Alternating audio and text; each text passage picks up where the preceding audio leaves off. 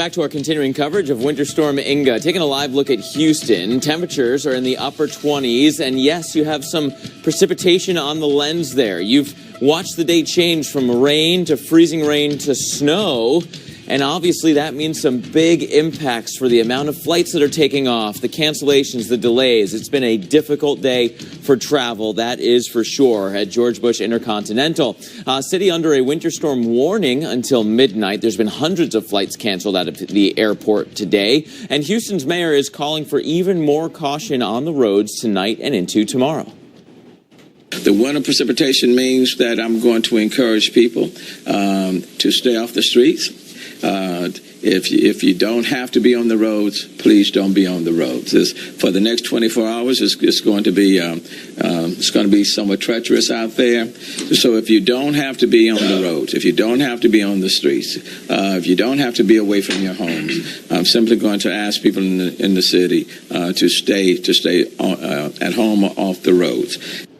And that is a trend that is being echoed by governors and mayors across the South, the Southeast, and the Mid-Atlantic. The Mid-Atlantic is going to see another round of snow on top of what has been, for many of you, a very snowy season thus far. You look at Norfolk, Virginia, for example.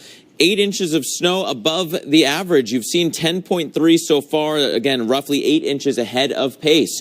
Philadelphia, about a half a foot ahead of pace, and then close to average for Baltimore and D.C., slightly behind the pace there. And D.C., the chatter of the D.C. snow hole, where you just can't seem to get any snow into the district. This is another year where everyone around you seems to be doing better on the snow totals than you are. The snowhound's a little bit upset there.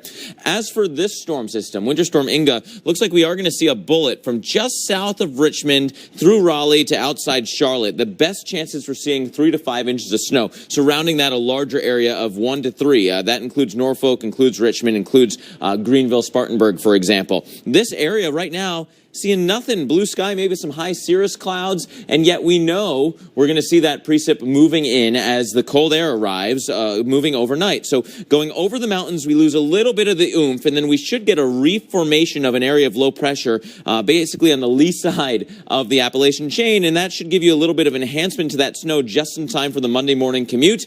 By lunchtime, central portion of the Carolinas done, and by the evening, everyone in the Mid-Atlantic clearing out. Alex, over to you. All right, a bit farther south to the ATL.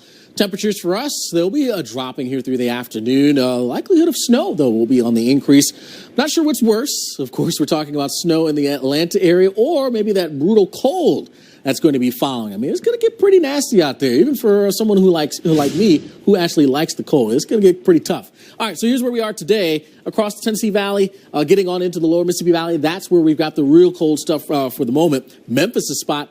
How about topping out in the teens, mid-teens? I mean, that is really cold stuff. Knoxville for you, topping out just a bit above freezing at 35. Then for tomorrow, we expand the aerial coverage here of the cold. Now moving into the Carolinas, even into Florida, you'll be dealing with some chilly conditions. We've got Raleigh, Nashville, Atlanta, all locations that will not be getting above the freezing mark here for tomorrow. Now, today, these are the highs.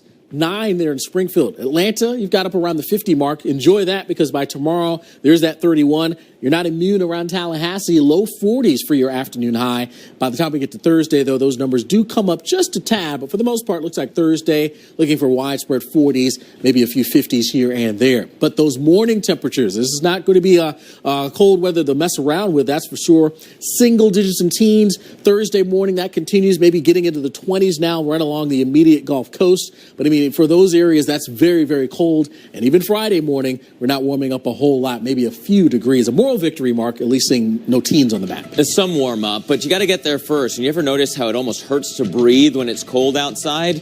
Well, with temps 10 to 30 degrees below average, a lot of you are going to be complaining about that, and we'll tell you what the real reason for it is coming up.